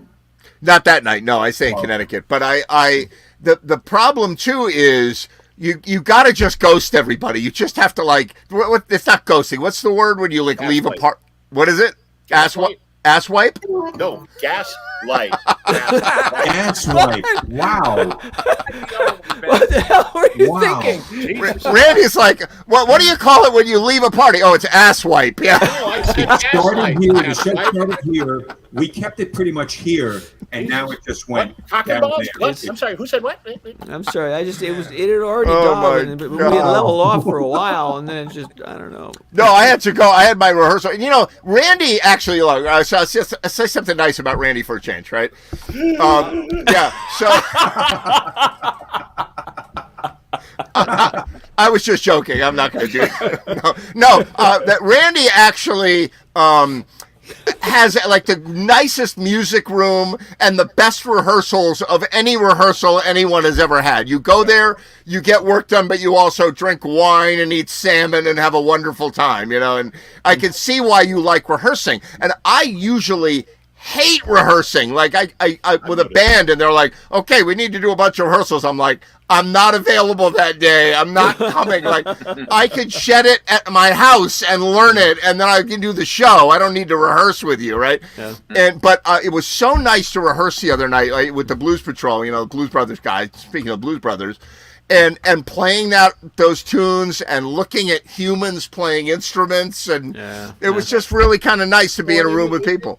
You're right. With that band that you and I share, it's those three girls are hilarious. So they're fun as hell. It's Linda and Prue and Kim. Yep. And they sing like angels, and they're funny as all fuck. And just you don't need to rehearse it. Listen, I sub like you sub. Give me the list. I'll show up. I'll know my material. But the band needs to hear you sometimes, and the band's better when you're there. That's right. That's really the issue, I think. Right. I know you get it. We should give you a list. You'll know your fucking stuff. You do. Mm-hmm. Right. Well, yeah, that's what happens. People get to the rehearsal, and they're like, okay, so what was on that list that you sent around a month ago? What key is that in, and how does that go? Yeah. How do we end it? Right. How do we end it? How are we going to end this thing? Right. So good stuff. All right, Bill Norman, we'll let you go have your chicken. Good to see you, Norman. Yeah, enjoy, Bill. See you later, everybody. Good to see you. You got it. Will Baird. Hey there. You're going to do some songs. Speaking of Will, people saying nice things about people, everybody, I get a lot of comments, especially from my Asian viewers. We have viewers in Thailand and in Indonesia and Philippines and Japan and Korea, and they South Korea, and they all say, "Oh, we like Will Baird. We like what Will Baird does." That's great. Thank you. I thought that you were just being nice. No, it's the last true. 2 years, I thought you no Americans, no Americans say that, but all nobody in America. Well, I've got the dog at the park who likes to come over and sit next to my amp, who's deaf. And he's my one fan. But I didn't realize that was actually a good sign because my cats. I say Will Baird is coming on, and my cat, my cats hide under the bed. You know. But I actually got my first affirmation because I haven't played out in a while, and I just decided to busk in Harvard Square to see whether any of my gear worked anymore. I didn't know whether any of my speakers worked anymore. So I wheel my stuff in. You got to have like a big hand truck because you're going block after block, and it's rush hour on Friday. You never make any money at that time because everybody's going somewhere. They don't want to listen to you. And I played for an hour. The amps actually worked, and I made $60, which is that's a lot of money busking in Harvard Square these days. I'm going to be busking in Harvard Square next week. Right? Yeah, exactly. I mean, I was like, I guess Ed's right. I guess there was something to this music. Do you need a permit to busk there? You do, yeah. You do. Although the police look the other way, but it's a $50 fine for every member of the band if you don't. You have to be 80 decibels within 20 feet, which everybody, again breaks that rule too. Right. And the police just look the other way. They don't want to get involved in the whole thing. It's not. It used to be in the old days when I was in college, back when dinosaurs ruled the earth. There was no amplification. Right. So there were like 100 people performing there. There were fire eaters and jugglers and acrobats and comedians, and now it's like 4 people because you just can't have more than 4 amplified groups throughout the 4 blocks that are Harvard Square. That's right. They passed some rules in New York City, and a friend of mine who is a Broadway singer, like a actual person who could actually sing songs, and she was walking down the street. This is a true story. She was walking down the street, and it was Christmas time, and she just started singing a Christmas carol at the top of her lungs, and she got a ticket. No. Hey! She was too good. They were like, "You're busking without a light." She's like, "I'm just walking down the street." They're like, "No, you got a ticket." Just singing to myself. Yeah.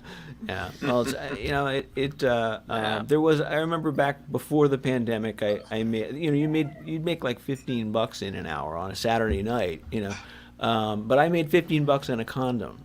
So that was it. Wait, what now? in my guitar case, I had $15 and a condom. In a wrapper. I was going to say, you ask it. I'm not going to ask it. Yeah. Yeah, exactly. Yeah. But that was like, thank you, college student. Fuck you. Yeah. Well, I'm going to bring my small organ down to Harvard Square and see if I can get a condom too. Yep. Yeah. Yep. It's all about. I mean, I still was kind of. I literally thought, wow, maybe Ed's right. Maybe this was a good idea. I'm glad you did it. That's great. My first experience busking was in Boulder, Colorado, and a good friend of mine actually brought all right, so he wanted me to come along, not because I would play with him, which I did, but because he couldn't load the piano into his pickup truck. Yeah, people had those.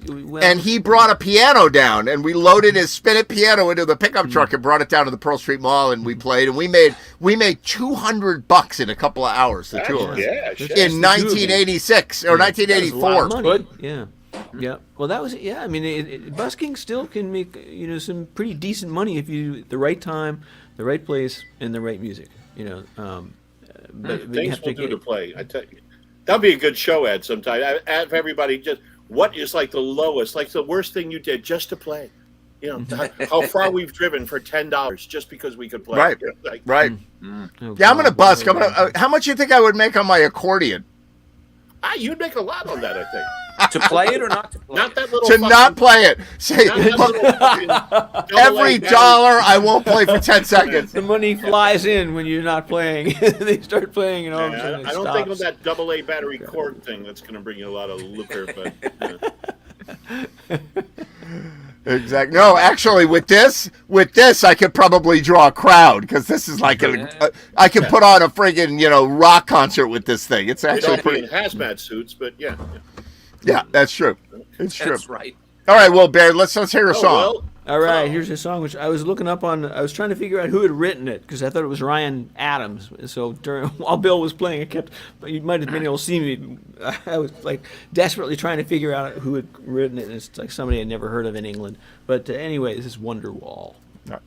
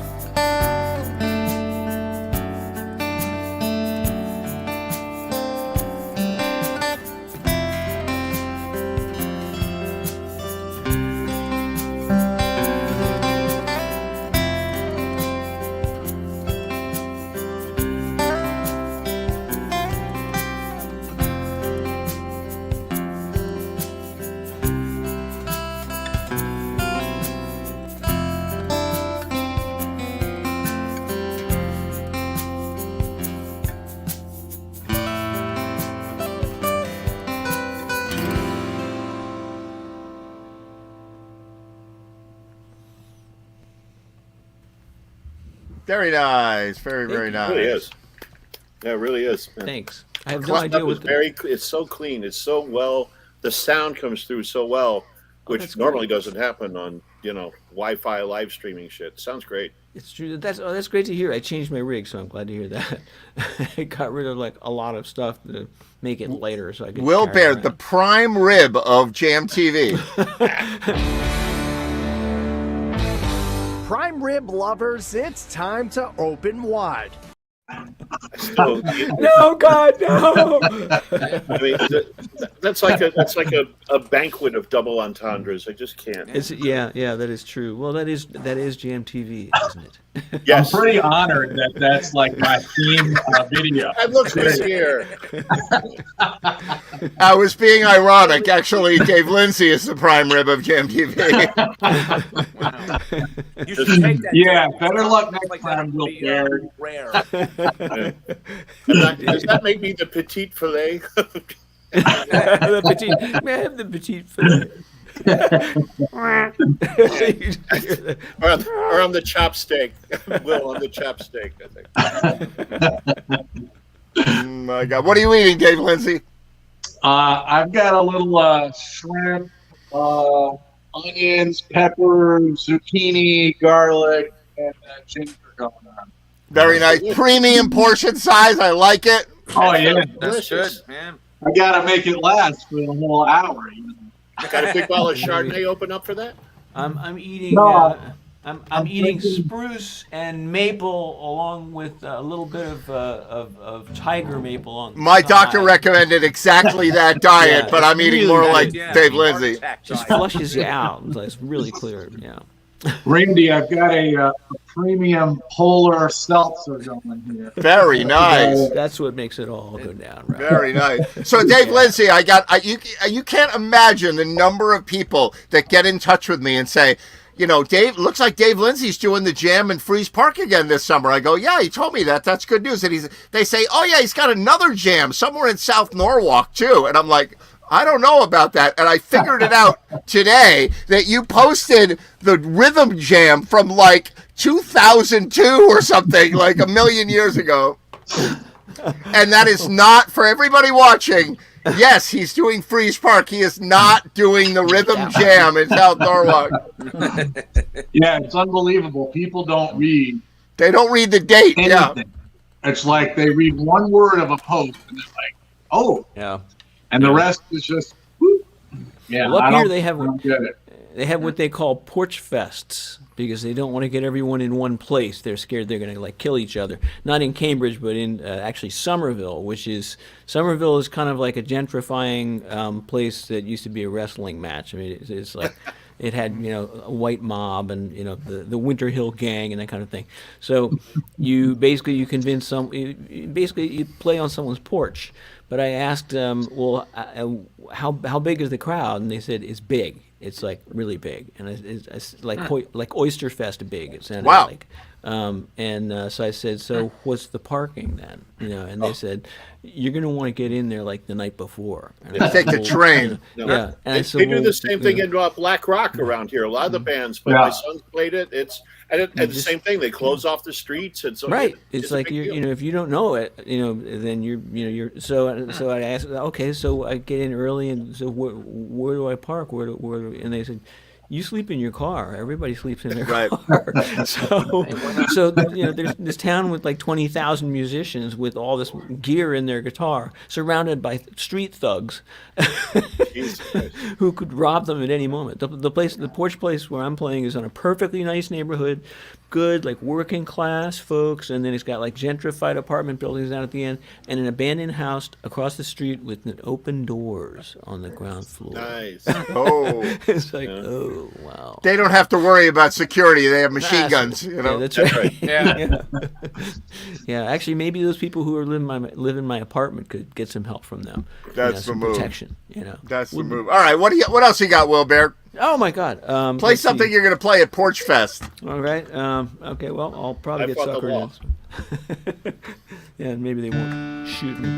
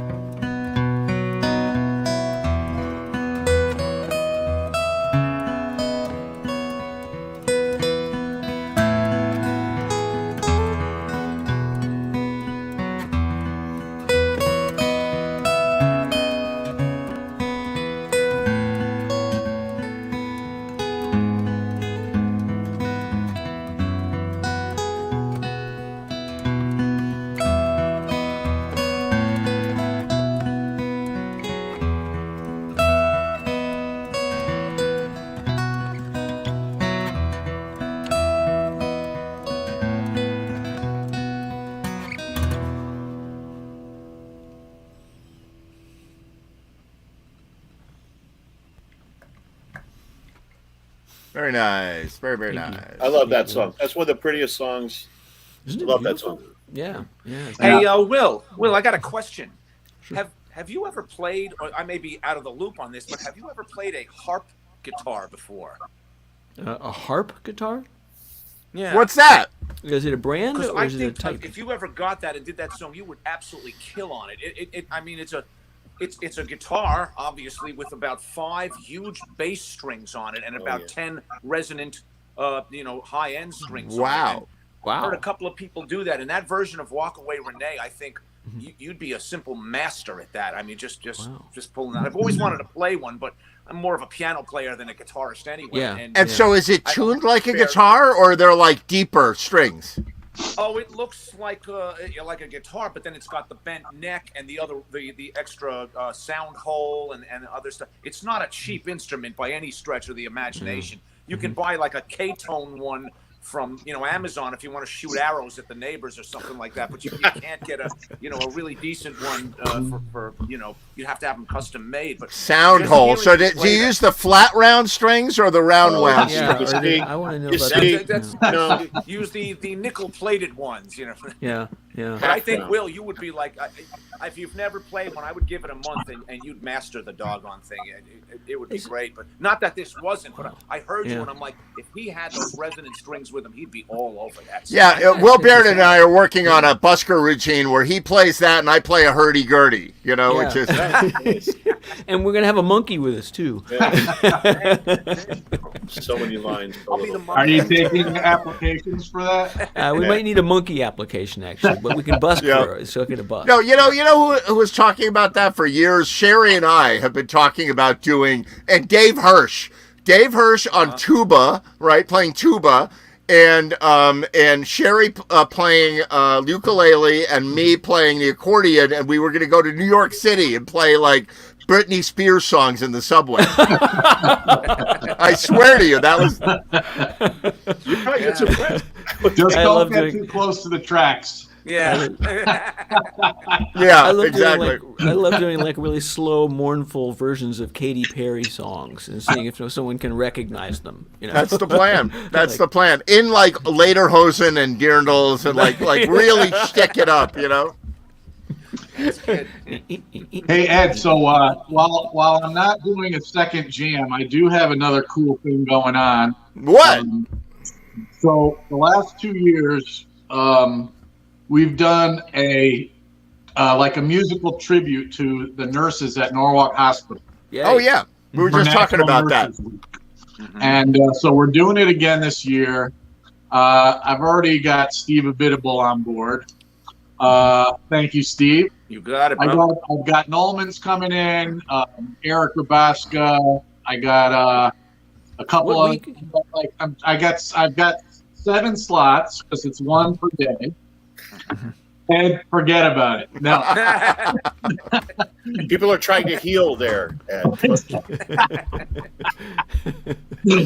But so I have 1 more slot to fill. I have a guy that I'm waiting to hear back from. But Will Barrett, I might be tapping you. Yeah, what's the date? I mean, I was an EMT out of Norwalk Hospital, so I'd love to.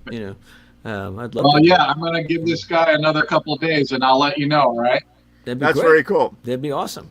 That's great that you do that. I think it's fantastic. Yeah, that it you really do that, is. Dave. It really, really is. When Bill Noman was here, we were talking about that, and okay, good. Yeah, he's psyched to be doing that. Yeah. I just turned the show on at like 8:30, so I didn't catch him, but I wanted to throw it out there, especially when I've got Will Patrick here.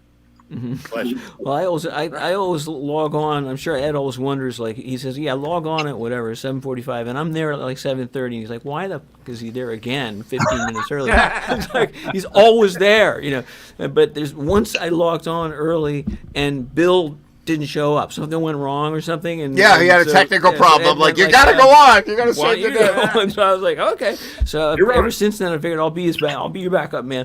But also, if I come on after they've been on and I have no idea what they've been talking about, then I'm like You're talking about Speedos and Yeah, and right. It gets a lederhosen little. and what the porn and what? You don't want to join late, you know. So I have to like be here to watch, while so I'm lurking backstage. Yeah, Dave Lindsay's trying to eat, but boy, did we have a conversation before about porn and Speedos today, you know. Are we still doing the all Speedo show next week? The all Speedo show, exactly. All Speedo show. Thank God it's only for the nurses in the lobby of the hospital. Only that's the stipulation. Yeah. God help us all. Yeah, right. Last week, Randy Stone, like, he logs on and he's like, I can see him sitting there going, I wonder why Ed is not bringing me on the show. Yeah. And I'm like, so I call him on the phone, right? First of all, I call his other number. He doesn't pick up. I'm watching him on the screen. I can see him. And then he's like, it's Ed Train. And I'm talking on the screen because it was a pre-taped segment. And he's like, car warranty salesman, right? He's like, that's what I thought. Yes. Hello, right? And I'm like, hello. So I'm like, no, this is a pre-taped section of the show. I miss Sunny. Yeah. Yeah, that's the truth. I got a text from you saying, Will, it's pre-recorded. I told you. Just wait. Well, that's bad. You're sitting in the green room going, hey, I want to come talk about whatever, too. It's like, poor Will is just sitting by the back door waiting for someone to notice. Yeah, good stuff. Yeah, after the show's over, by the way, I wait around for about 30 minutes just to see if it starts up again, too. So right. Yeah, last week, Heidi, if you're watching Heidi, come on the show. She comes. We're like, hey, good night from MTV. Good to see you. And then she goes, boop, she shows up, and of course her internet connection isn't established yet, so she's like freezing and whatever. Yeah. Disaster. Everybody in the show was like, oh my God, a girl. Oh my God, a girl. Exactly. That's right. Oh, we have to clean up our language and not be boys anymore. Yeah. It's really true. Yeah. So, Steve Venables, so what's been going on with you lately? Yeah, a lot of solo gigs. Gigs, a lot of few clubs here and there, a few restaurants, a lot of assisted living facilities, and that's pretty much spending most of my time here with the family, and that's it. That's excellent. Yeah, I got an assisted living facility gig. I don't do them that much, but I'm going over to Waveney, and I'm doing Cinco de Mayo, playing Mexican songs on the accordion. Wow. Nice. Wow. So I got to get a sombrero. I don't know what I did with my sombrero. It's somewhere. Well, I have one you can borrow if you need one. All right. I got a good one. That's the plan. I wish I was I wish I was just a little older so I could attend that. Yeah, exactly. Just wait. Yeah, it's only a matter of time, guys. Now you know why I'm learning all these baby boomer songs. I'm just able. Man. Well, I had this gig. I don't know if you guys can see this. Let me turn this light on. But I've got some other exciting things that dropped into my house today. Oh, wow. The neighbors must love that. So that's great. Yeah, I just got these congas and cool. Excited. So when you're doing those solo gigs, Steve, and you need some percussion. Yeah. You be the man, brother. Perfect, man. Right? That's exactly what I need. We've done that. Yeah. We have. I would do that again. Left-hand bass and keyboard and conga. That would work. Yeah. It's a good combination. I'm ready. Yeah, that sounds great. Anything to get a gig. Like, it's like I felt like I was gigging. Like a month ago, I was like, oh my God, I have like 3 gigs in the next 2 weeks. And now it's like no gigs until the end of May. So I'm desperate for a gig. Like, I just want to be out playing and gigging again. It's hard, Yeah. When are you starting the jams at Freeze Park, Dave? When's that going to happen? End of June. Cool. June 28th. It's the last Tuesday in June. Cool. Mm-hmm. Yeah. So are they like Tuesday evenings? Is that the way? 7 to Bruce 10. Park. Mm-hmm.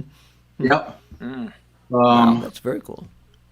Yeah, we're all set. I'm ready.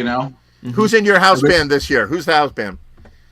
Well, it's me, Chuck on keys, Chuck Chesler on keys, Paul Fredericks on bass, Scott Hensley on lead guitar, and we've got Eric Rabaska again. Nice.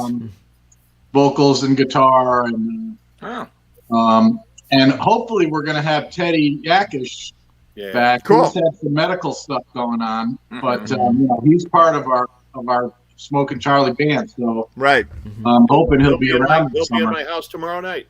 Oh, good. Glad to hear it.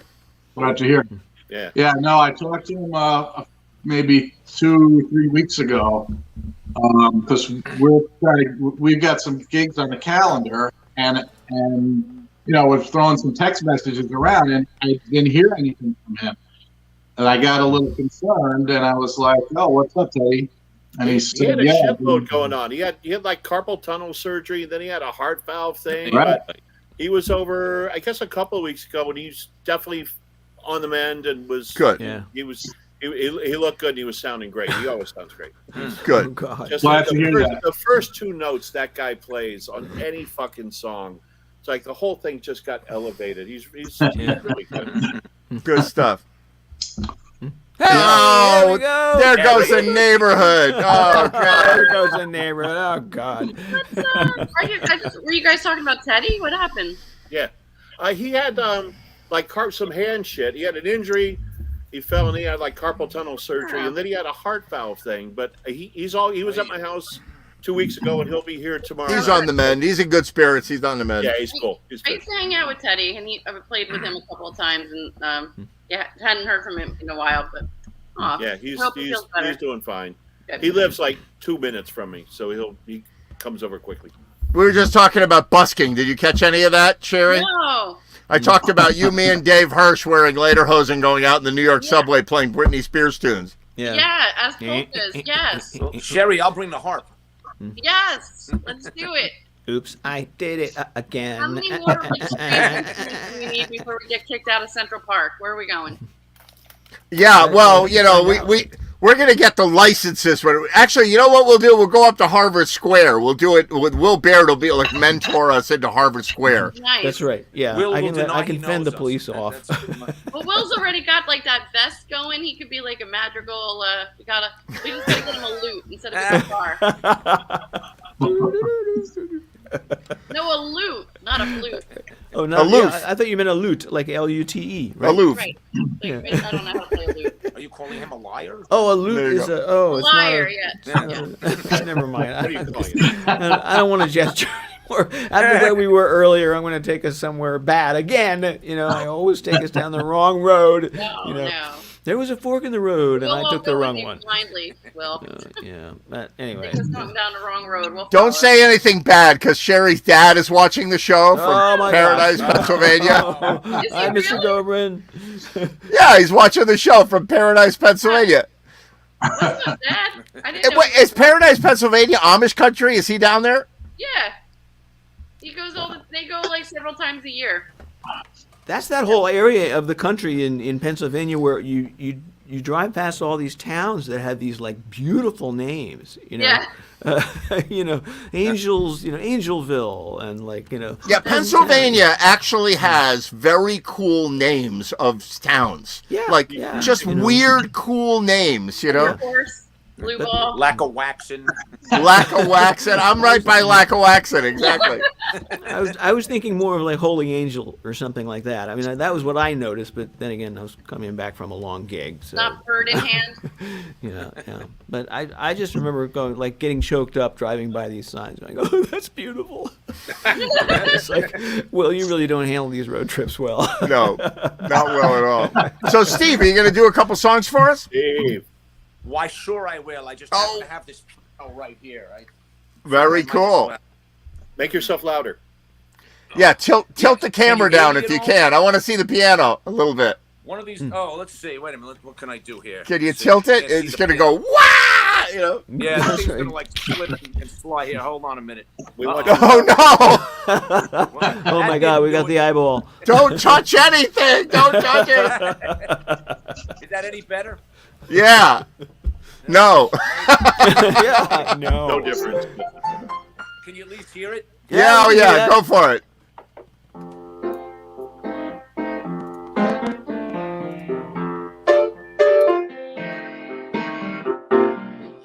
A distant night bird mocks the sun.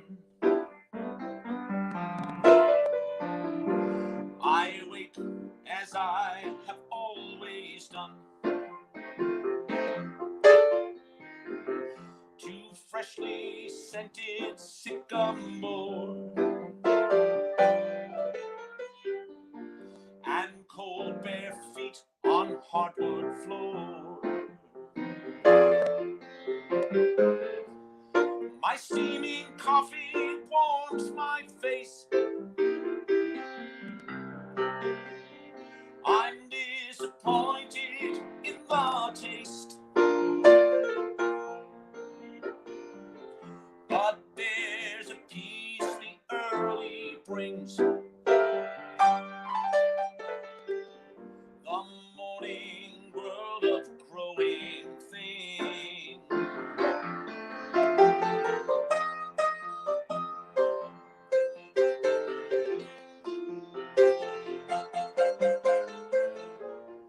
I feel the moments as they hurry on. It was today, it's died away, and now it is forever gone. And I will drink my coffee slow. And I will watch my shadow grow. And disappear in firelight. And sleep alone again tonight.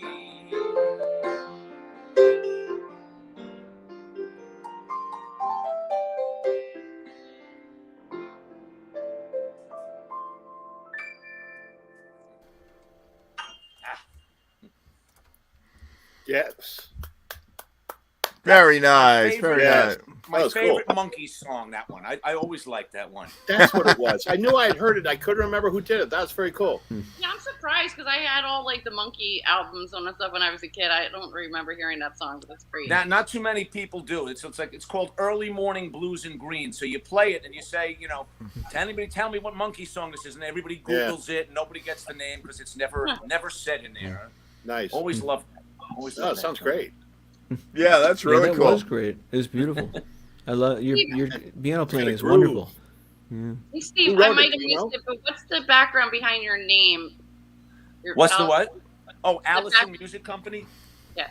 That's to make a long story short, every now and then I bill myself as that, as in Al's son. That was my father's name. He was a sax player in the 40s. So every now and then I used to play under that last name because nobody remembers a Vidable. So I just figured I would do that. And then when I would book a duo or a trio, and like anything else, you don't know who you're going to get that particular night. I just stuck with the Allison Music Company, and it just seemed to work. I just put it down there. Of course, being that it's just me, I suppose I could have put my name, but that would have required, work, as in, like filling in another line. And promote. That's what I say. Yeah. Always be promoting. This evening's episode. The idea of one person being an entire company, so that works for Elon Musk. I mean, I figured, you never know. Well, it does mean there's more money for you. That's speaking as a former consultant, I will say Ed would agree. I think. Agreed. Ed would agree. Yeah. On the other hand, when things go south, you're alone. What's the job of a consultant? The job of a consultant is you do a fantastic job so the guy that hired you can take the credit for it. Right. And if you fail, they blame you and you're gone. You get the gig, yeah. It's your gig. Yeah. But you get the money, so that's how it works.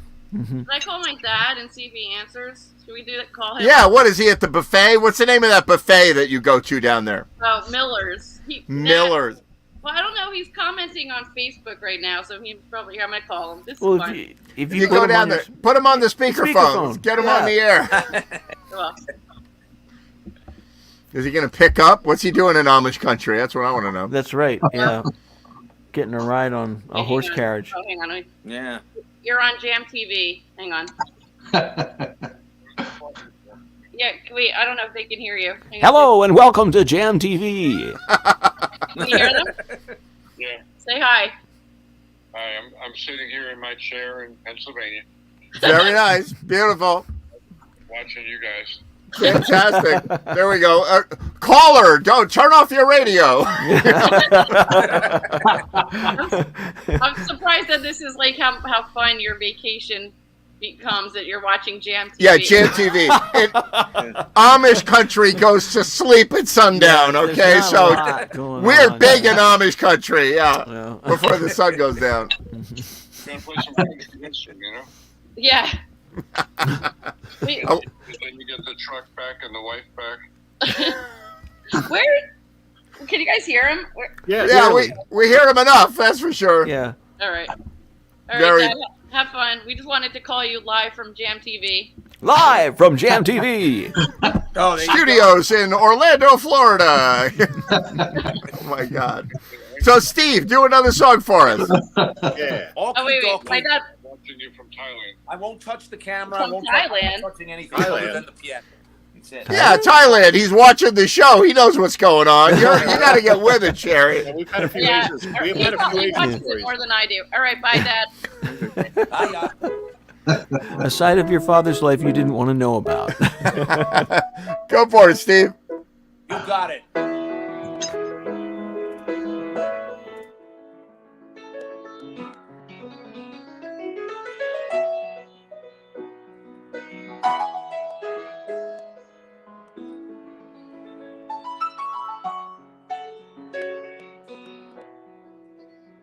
They say that these are not the best of times, but they're the only times I've ever known.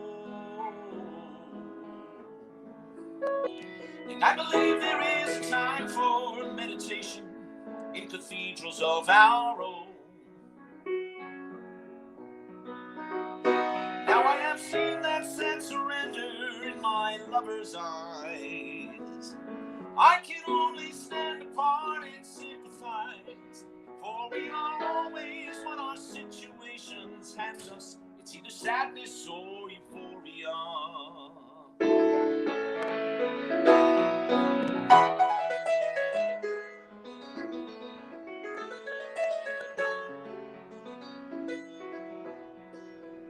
And so we'll argue and we'll compromise and realize that nothing is ever changed.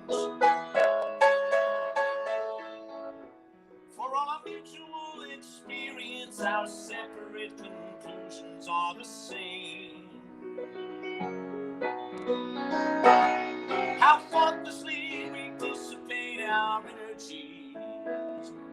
Perhaps we don't fulfill each other's fantasies. And as we choose between reality and madness, it's either sadness or euphoria.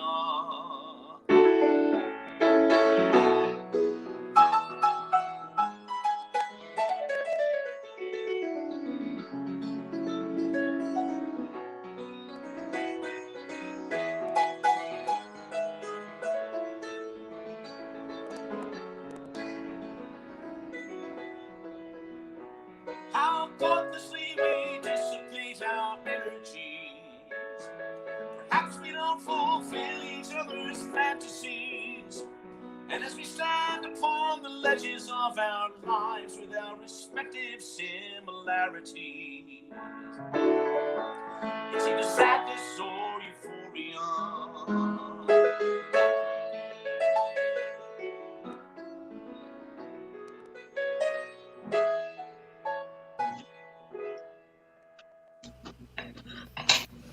Wow. Man, wonderful.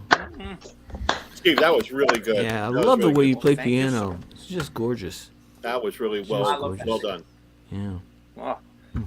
That can't be an Another, easy you know, song I to play. like to pick the Billy Joel ones and the others that are not quite as played, you know, and stuff like that. I didn't try to search them out.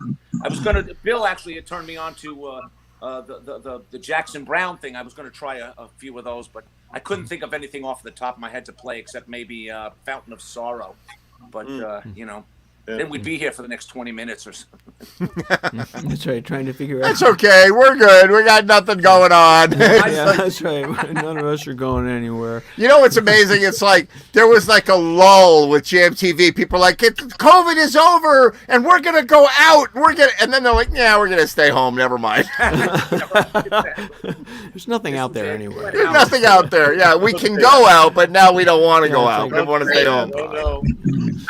I know. Tell me you all didn't feel a little bit of like feeling kind of bummed when the pandemic was over and people are like, oh, we're back to in-person meetings. We're having a gig at a real bar. And like, right. Oh. It's like, oh my God, you mean I got to come to your gig? I got to get in my car at $5 a gallon and come pay money? Is it indoors or outdoors? Yeah. Well, I'm fine. That gave me a little like, bit of wait. a flashback to like the first time I ever bought a high definition TV, like 15, 17, however many years ago. And I didn't really know how to hook it up. So my brother-in-law came over and he was helping me. He hadn't done it either. And we finally got it hooked up. And this incredibly sharp image came up. And my brother-in-law just stared at it for like 30 seconds. And the first thing he says, he looks at me, he goes, "It's really amazing how ugly people are, isn't it?" Yeah, there it is. I'm like, we have to spend money to figure that one out. You know, we could have done that live. Yeah, lighting directors and cameramen, they're like, zoom out. Yeah, back out. Yeah, it's like that scene in Tootsie where he says, back up. How far do you want me to back up? How about Cincinnati? Not that close. That's it. People on HGTV do not look good. They got to get a whole new level of people. No, it's rough. That's why I watch GMTV on my phone. It's a very small screen. You're smart. That's right.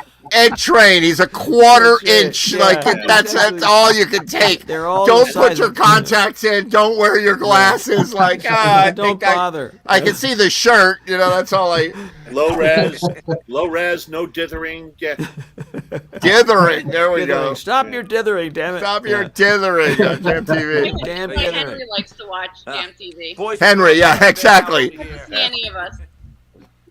Oh my God! So Sherry, you gonna play a song for us? I'll play. Come on, what are you gonna play? I'm tired. This always happened like at the jam, and it happened with Jam TV too. That I was like 3:00 in the afternoon. I'm like, I play music at work, so I'm like, oh, this song sounded kind of good. I think I'm gonna go to the Ed Train's jam tonight and give this a try. 7:30 rolls around. I'm like.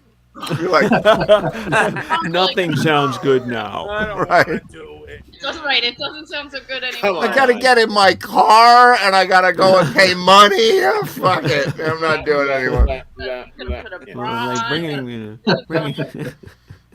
All right, come on, play something.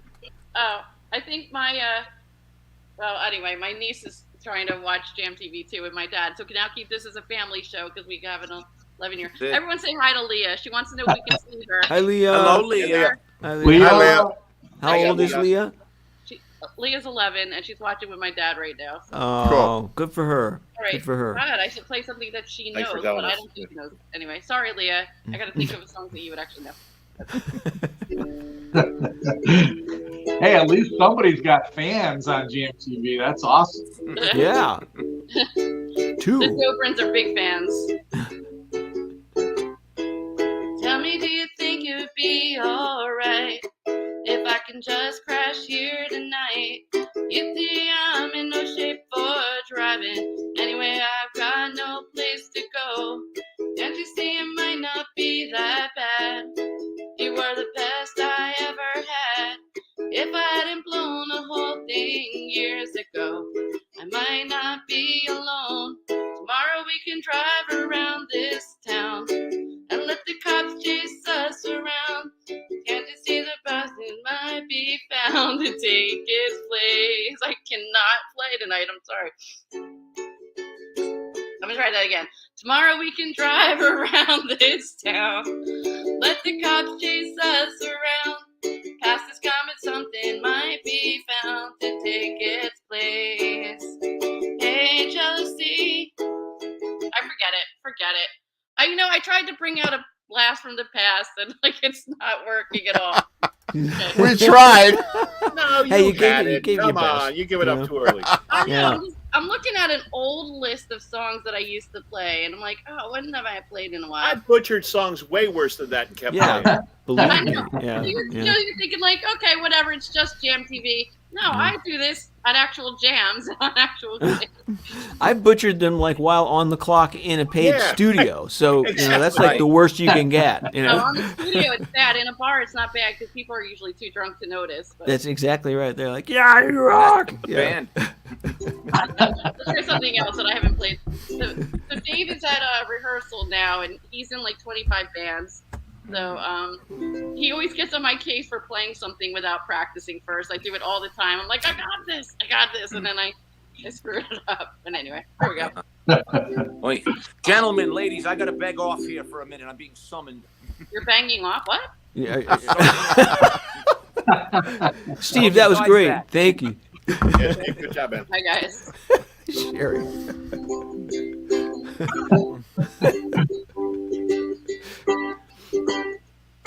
Alright, this is one of the first songs I ever played on the ukulele. Well, you don't know me, you bet that I felt it, tried to get you. You're so hot that I melted, fell right through the cracks. And I'm trying to get back before the cool done run out. I'll be giving it my best, and nothing's gonna stop me but divine intervention. Reckon it's again my turn to win some or learn some. I won't hesitate no more, no more. It cannot wait. I'm yours.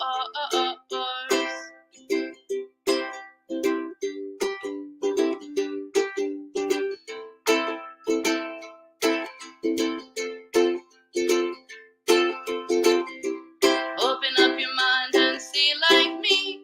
Open up your mind and damn, you're free. Open up your heart and you'll find love, love, love, love.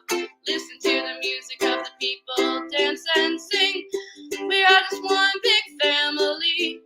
It's our God-forsaken right to be love, love, love, love. I won't hesitate no more, no more. It cannot wait. I'm sure there's no need to complicate. Our time is short. This is our fate. I'm yours.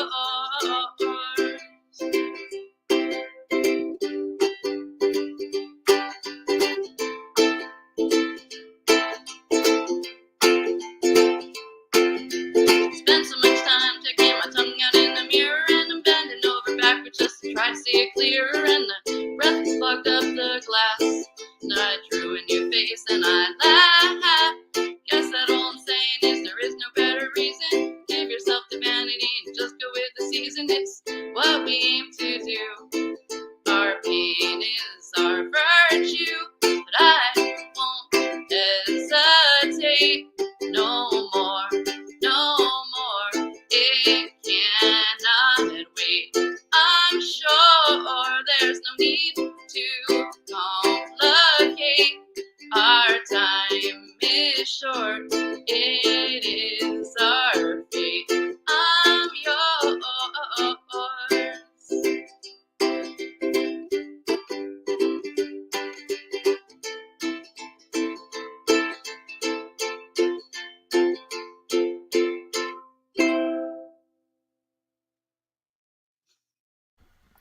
Excellent, excellent. Yeah. I'm pretty sure that was the first song I learned on the uke. Is That's it? good. It was a great so, yeah. song to learn. That's a wonderful song. Yeah, it was pretty easy chord pattern and stuff. I was playing along in exactly 6-second delay. Excellent. That's why I was looking voice down the sounded whole great on time, was because I was playing with you, but there's a 6-second delay. So on my show, I actually started the show, and there's this 6-second delay in my voice. And I'm like, hi, everyone. Welcome to Will's Place. Or welcome to Will's Place. I think there's a problem. I think there's a problem. This whole goddamn thing. I'm going, I'm not sure what the problem is. I'm not sure what the problem is. And I can't sing. And people are texting me and going, just go ahead and play. And I'm going, I can't play. I can't play. Finally, I figured out I had opened up the show, Will's show, this Sunday night, by the way, at 8 o'clock on my timeline, Will Baird. I had opened up the show in Safari ahead of time to make sure it worked right, and then left it open and started it off in Chrome. So caller, turn off your radio. Exactly. So there's this 6-second delay, and then, so. That's funny. Yeah, I was like, I was very bummed. Not a great way to start a show. The first year of Jam TV was entirely like that. Everybody was like, freezing and like the noise and people putting their microphone on top of their dishwasher while it's running. It was like, what? Somebody turn your dishwasher off! Holy God! Bad. I even had a power failure during a show. Like it was like, God. Remember, like the internet didn't work. Like Zoom, nothing was working back then. God. Like yeah. Sometimes nothing works now. I mean, if you don't live in an apartment building, if you're a musician and you want to record stuff, because your neighbors are inevitably going to get into it. I did this, I worked so hard to come up with this perfect version of Wichita Lineman, right? And it's like hits that high note still on the line. You can hear the guy next door going, "Hey man, can you?" And I was like, I cannot believe this. I worked for like 5 hours last night to get that take. That's funny.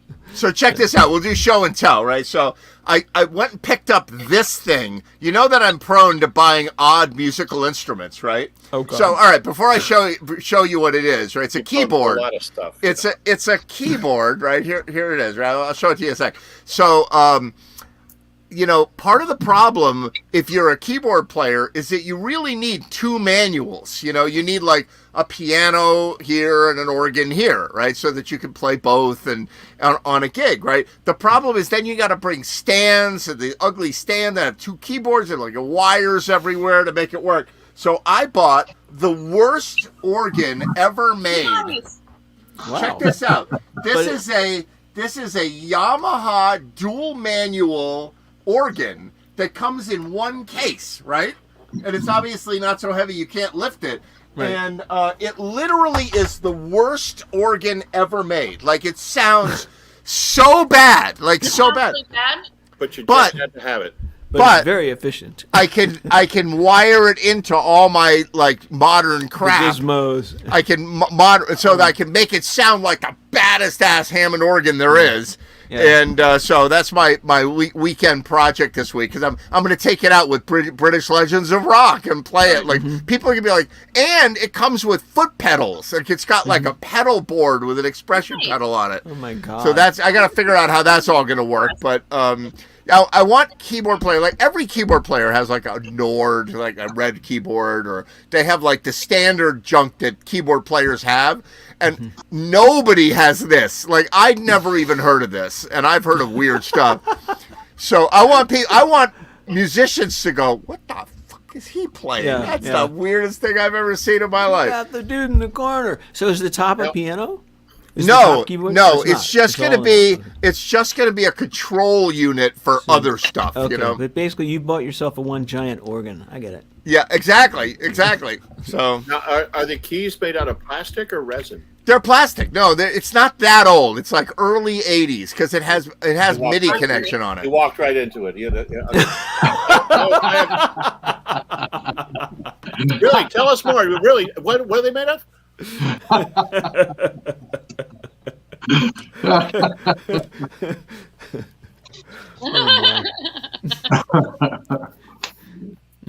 Boy, you muted him. He's muted himself. I've never seen him do that before. Yeah. He was shocked into mutation. He's probably cursing us out and doesn't realize it.